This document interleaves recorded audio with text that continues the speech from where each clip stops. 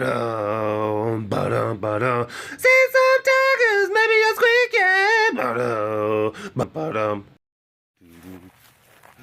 Do-do, do, do, do, do, do, do, do, do, do, do, do, do. Ah! Ah! Boom! Ah! Boom, boom, boom, boom, boom. Hello. Hello, Mr. Tiggy Pants. Hello, Mr. Tiggy Pants. Where is your brother? I see your brother. I see him over there, trying to be sneaky. Failing miserably at it. Because it's one of those things where he's on the ground, and then like he wasn't expecting me to kind of come over, but like his way of like hiding is to like dip his head from like here to here, and then he's like, maybe this will be good enough. Maybe this will be enough to fool him. Maybe if I lower my head about 5 centimeters, he won't be able to see me no more. And then I will have him. I will bamboozle him. I know. I keep on walking away from Boomer. I keep on walking. He's like, wait, he's not even coming. Slade is not even coming to see you, and yet you keep on putting the camera on him. What is the matter? I keep on coming over here and giving you snuffles and love, and you still just want to put the camera on him. This is BS. I'm gonna go bite him now. Look at those boys. I haven't seen the Tiggies in a long time, Derek, and I'm really worried and I'm upset about that. Actually, that complaint was warranted, because I seriously hadn't shown them for a while. And then people were actually like commenting like, did something happen to the Tiggies? And I'm like, uh-oh. I'm like, oh no. Can't let people start like, you know, I can't let the content get away from me that much that people start like coming to those types of conclusions. It's like, no, they're fine. They're fine. I just haven't filmed them, that's all. Tiggies. Kitties. Derek. And with that, hello all you big cat lovers out there. It is me, Derek, again.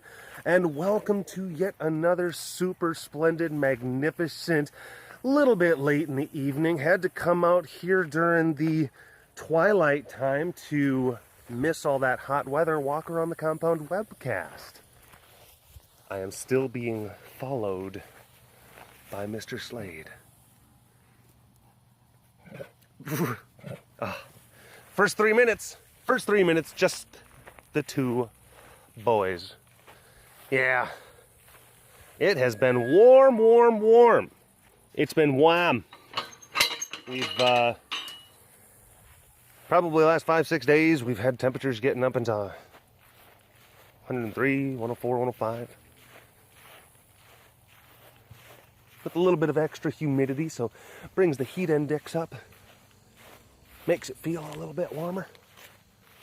Well, it's been uncomfortable, you know, but Heather, the intern supervisor, former intern Rachel, current intern Haley, they've been doing a tremendous job at making sure the cats have fresh water in their buckets, making sure that the cats have, yes, Serena, yes, making sure the cats have fresh water in their pools, making sure that the cats get periodically hosed down, the cats that like that, and then also maintaining our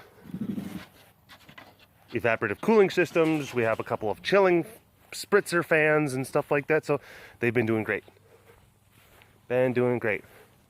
Keeping an eye on everyone, monitoring their bucket levels, because that's important. You got to be looking at their bucket levels, because if cats aren't hydrating, they can have kidney problems, and that's no good.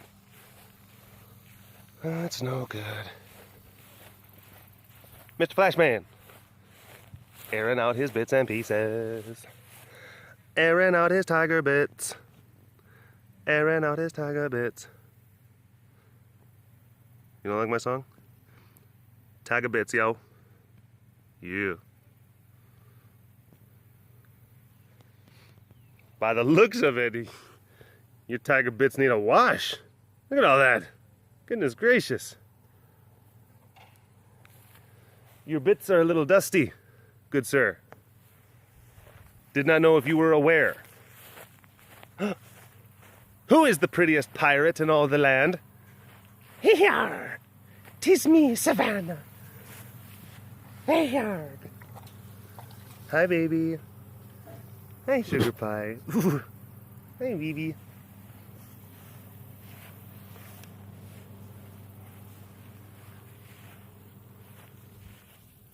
Ah, very nice sunset.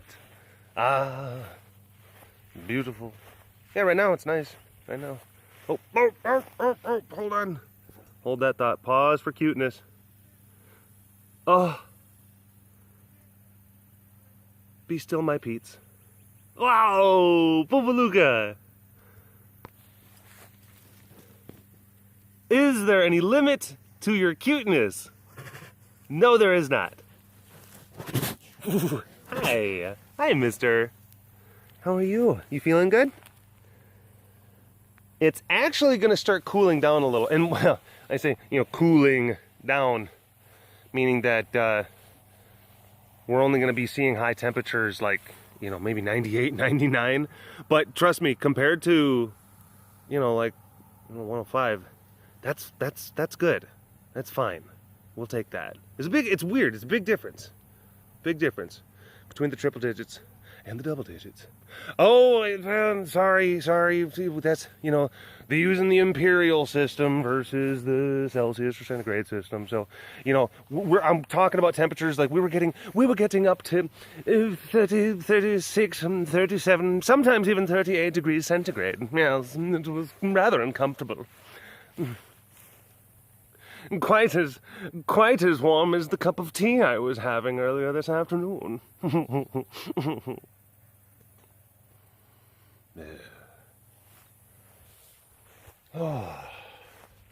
The reason why, I'm going to tell you, and this is something that I read about,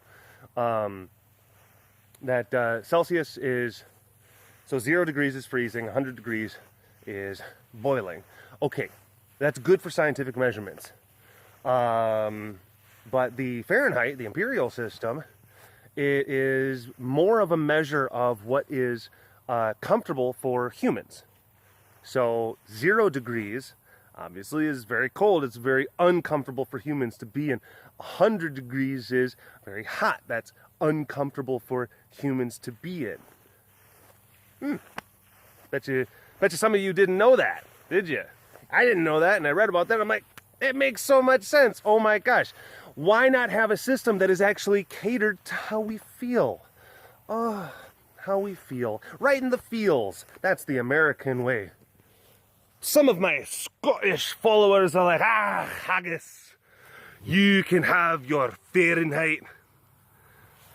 We'll have our freedom. Chompers is like, what are you talking about? What are you talking about, good sir? You're being weird. You're being crazy. Ooh, look at your pretty eyes. Look at your pretty eyes. Oh, Mr. Chompers. It's hard to think. Chompers is 16. 16 years old.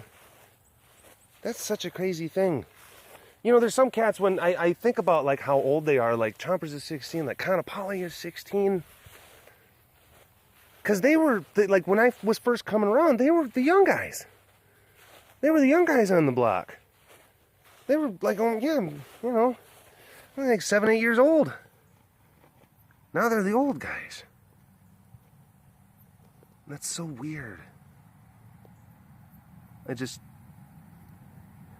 blows my mind. That whole passage of time thing, And sometimes, you get so busy and so caught up in the things that you're doing. I guess you don't notice the time go by. You can only kind of notice it by certain milestones, certain things that happened. Like sometimes I have to look around the compound and I have to draw from memory based on like where cats are and where structures are. Like, oh, this memory is during the time that that enclosure down there wasn't here, and there was actually a trailer down there, and all of the stone housing, you know, wasn't here. So it's weird. You see, you know, you see pictures of some of those bygone eras, and you'll see cats that you haven't seen in for years, and sometimes cats that you haven't thought about for a really long time. Like, oh my gosh, there's Casey. Oh my gosh, that's Adderley. That's crazy. Oh wow, Consuela, she was such a sweetheart. Ras, Ras. Ras! Ras, Ras, Ras! Ras, Ras, Ras, Ras, Ras, Ras. He's just like, just ignore him. He will go away. Rats! What? A yawn. Ugh, go away.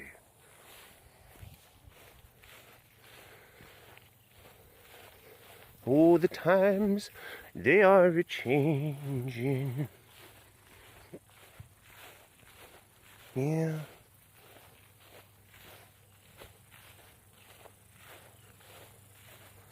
It's remarkable sometimes. And that's just a normal thing. You know? Like that old country song. Time marches on. Time marches on. It like goes through like the story of that dude's life with his, you know, crazy family.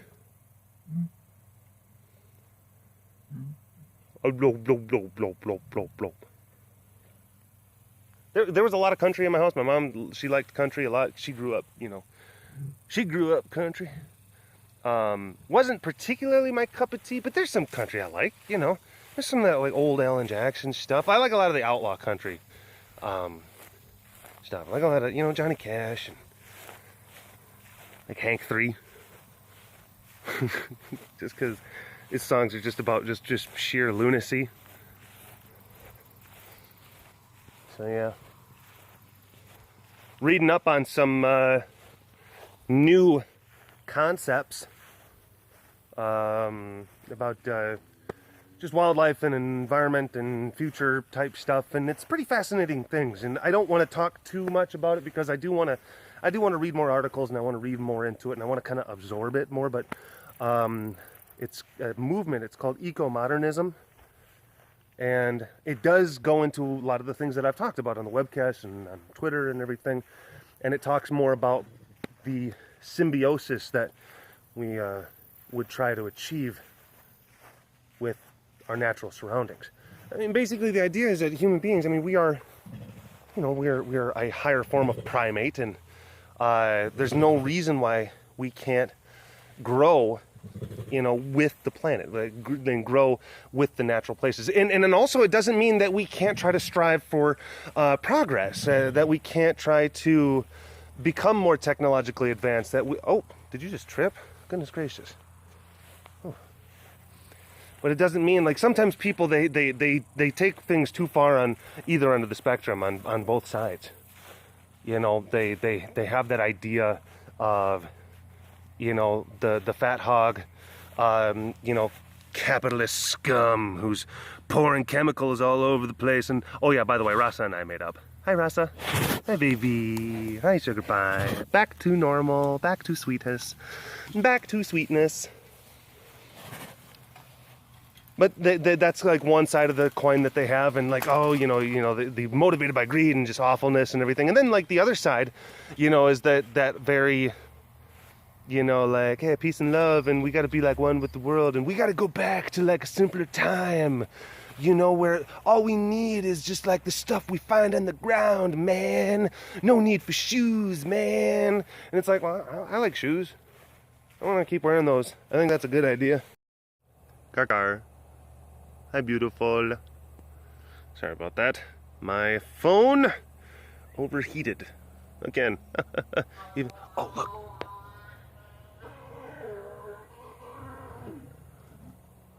Bow, chicka, bow, bow. Ooh, man. It just got a little bit PG-13 up in here. Up in the webcast, oh goodness. But no, some of the interesting tenets or some of the underlying philosophy of ecomodernism is, I guess, a little bit of a middle ground between some of those two extreme types of philosophies. That we can still have progress, but we can just not be as big a jerks, you know, to our surroundings. And some of the big ways of them getting to that, hold on, let's see if I can just take a look. Not gonna get any closer to the bay. Wally is a big boy. Oh my goodness. Him's getting his freak on. But certain things like smart land management, high yield agriculture, abundant clean energy. And I'm not talking about just like, hey, let's just like give some people like some solar panels so they can boil some water in their village. I'm talking about large scale, first world, like you're on the grid type power levels. And yeah, so the things like economic sustainability, the ability for people to have high yield agricultural output so that they can feed themselves, feed their citizens. And that, and it's like those are these big tenets of that whole movement. Man, I'm kind of brain farting right now. I thought that there was a third thing that I was going to try to speak about, but for some reason it's just eluded me.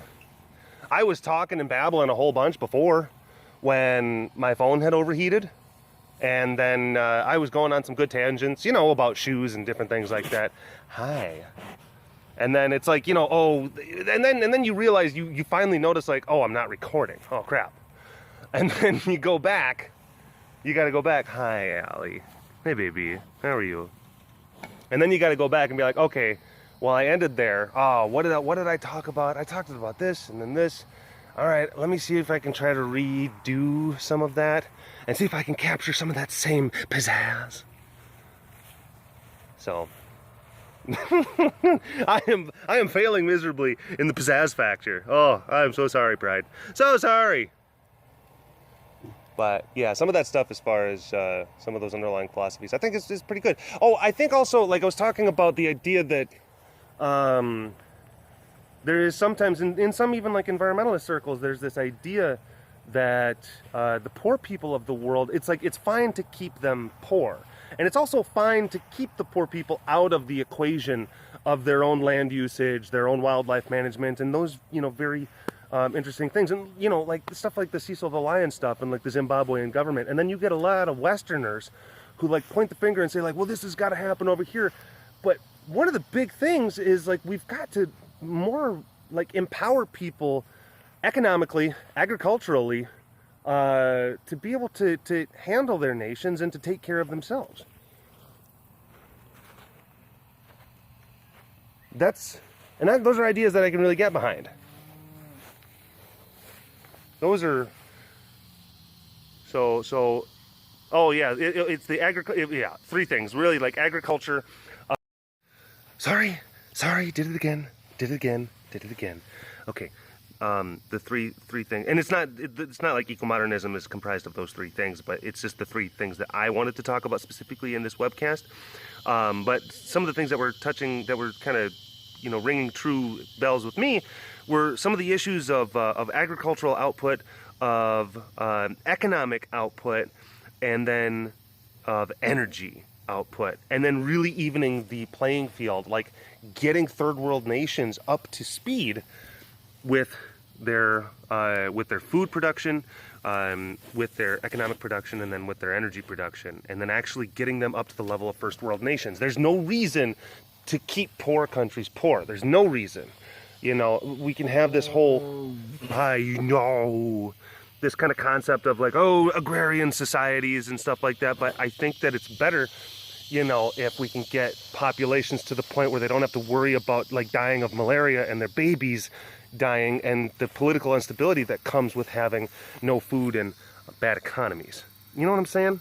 Because people who are a little bit more taken care of, they have their basic necessities of life taken care of, they're able to move more into the cities, they're able to actually increase their agricultural output using less land space. Because another thing I read about, and this was crazy, but if you wanted to actually like truly holistically feed everyone on the planet with organic foods, then you would have to basically, and I've heard about this, and you got to spot check, and okay, look, I've read a bunch of articles. I'm not trying to, but I read it and it was just like, wow, that's pretty crazy. And I wonder if it's actually true. But I heard that if you wanted to feed the entire planet using only organic produce, like tried and true organic, you know, the quintessential organic type stuff, you would have to plow an area the size of the continent of South America. That's what I heard. Okay, that's what I heard. I'm not trying to say that that's the thing, but I heard it and I read it and it looked like it came from a legit source. And I'm like, oh my gosh, that's crazy. What? It's nuts. You know, so yeah, they piss off a lot of people, the eco-modernists, because they talk about things like nuclear power and they talk about things like GMOs and embracing some of these things, and that flies in the face of a lot of people. And I'm just saying, I'm learning some things. I'm learning some stuff, all right? Like, you know, Derek, I really want to talk to you about some of these. I know how polarizing some of these things are. I get it, okay? I get it, but I'm open to reading and learning about, you know, different ideas, different philosophies as far as all that stuff is concerned. Oh, you know, you're probably just a show for Monsanto. Probably get that. I don't care. Whatever. Think about whatever you want to think about. I just think that it's a good idea that people in the third world can actually have high yield agricultural output so that they can stop starving to death. I think that that's probably a good idea. I don't know. Call me crazy.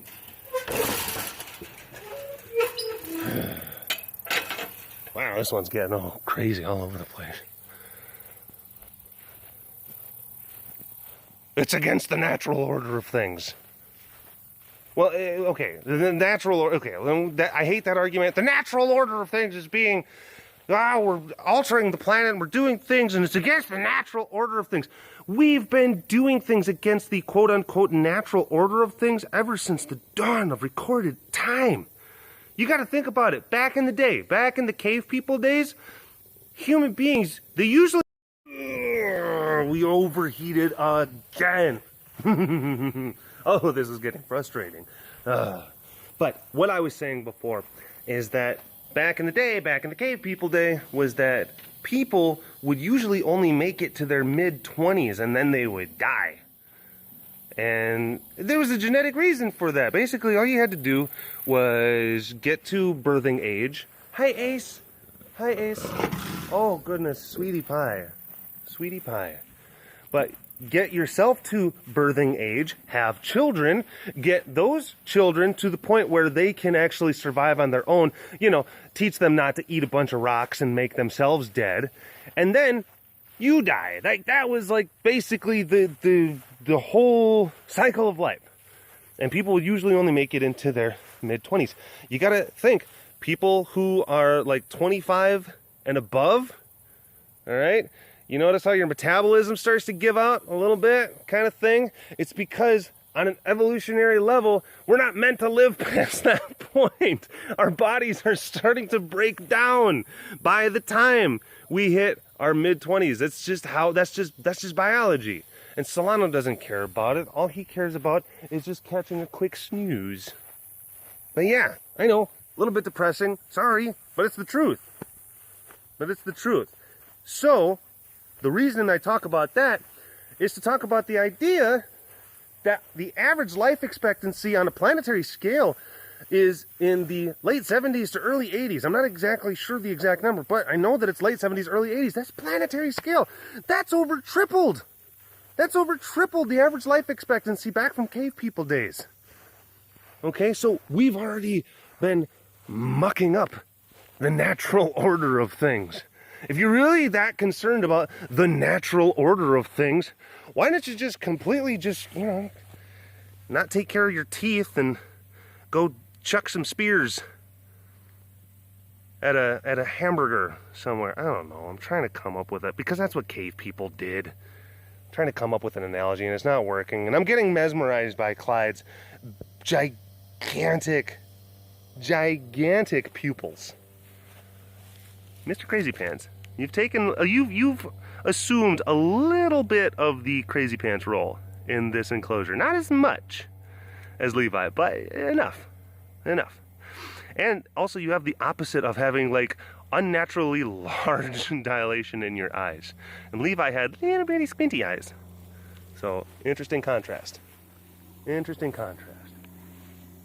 But yeah, we've been upsetting the natural order of things.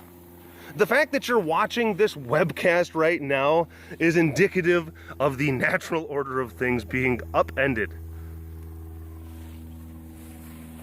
Our utilization of precious metals from deep inside the earth to create the necessary components for this electronic device to work.